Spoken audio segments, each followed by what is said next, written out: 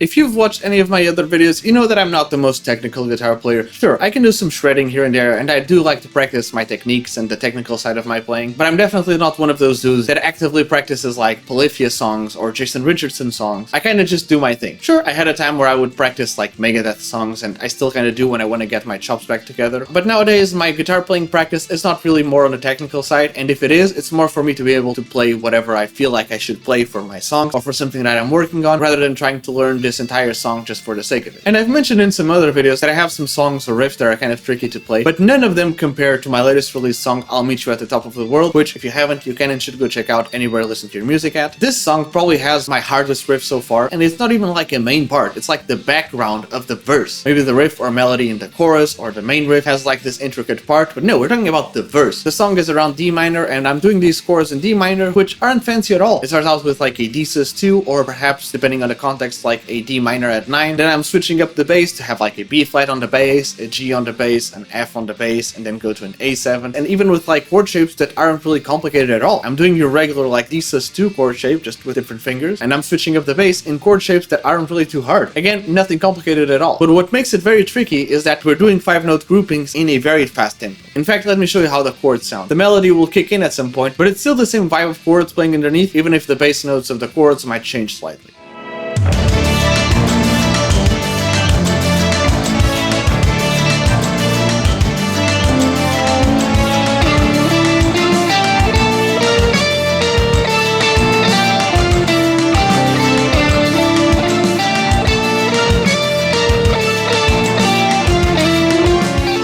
I've mentioned that most of these songs are kind of old, like anywhere between 8 to 6 or 5 years old, and this song was actually one of the songs that I recorded the latest, and I had the whole song notated down and programmed and kind of composed in a digital drawer for years until I actually recorded it, and I kind of had this idea of how the song went, but I kind of forgot over the years. When I went to record it, I heard that section and I was like, oh yeah, that's that section in 5s, right? Yeah. But when I went to record it, suddenly my skills for playing it just completely disappeared. And I remembered that I could play it when I composed a song, because I usually notate all my songs first and compose all the parts around it before I record it, and I wouldn't really notate a part that I couldn't play. I don't really do that because, like I mentioned before, I don't practice the technical part of my playing that much nowadays. So even back then, I was far beyond the days of programming something that I couldn't play and then leave that problem in a very Simpsons way to a future Homer. Especially because, for the sake of tracking, you kind of have to record things multiple times to get a thicker sound. So to get something like this, which is very fast, and get it tight and recorded right, it still kind of stresses me out to think about it. If I had to play these songs live, honestly, I would kind of try to just play the melody and throw that part to the rhythm guitarist like, yeah, no, I'm sure you can play it, bro. If I hired you, you're probably good enough to play it. Like, this is not hard for you. But yeah, I know that this song is probably one of the songs that has my hardest sections on it. Has something like this happened to you where you compose a part and you think it's pretty easy to play, but then when you actually go to play it, it turns out to be way more difficult than you thought? Let me know. And while you're at it, don't forget to leave a like, comment, subscribe, turn on all the notifications, follow and stay tuned for more, because I'm releasing new songs every week and I'm releasing new videos every day, twice a day. If you enjoyed this one, I'm sure you'll like the other ones too, so perhaps even share them with a friend who might also enjoy them. In case it wasn't obvious already, go check out my latest release song, I'll Meet You at the Top of the World, anywhere you listen to your music at, and I want to once again take some time to thank you guys so much for all the support in these songs and videos. I can only thank you guys so much, but it really means a lot and it really makes a difference. I can only hope to see you in another video, but until then, cheers!